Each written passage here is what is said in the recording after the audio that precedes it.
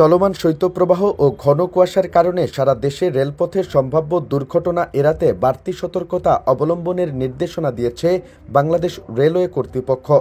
শুক্রবার রেল মন্ত্রণালয়ের জনসংযোগ কর্মকর্তা রেজাউল করিম সিদ্দিকীর পাঠানো এক বার্তায় এই কথা জানানো হয়।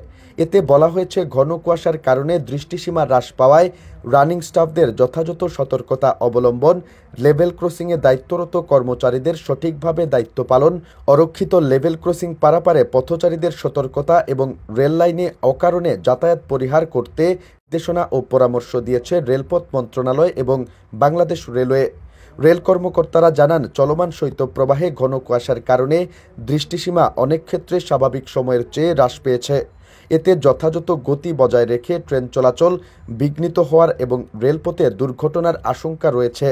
সম্ভাব্য দুর্ঘটনা এড়াতে রেলওয়ের সব কর্মকর্তা, কর্মচারী, পথচারী সহ সংশ্লিষ্ট সবাইকে বাড়তি সতর্কতা অবলম্বনের জন্য নির্দেশনা ও পরামর্শ দেওয়া হয়েছে।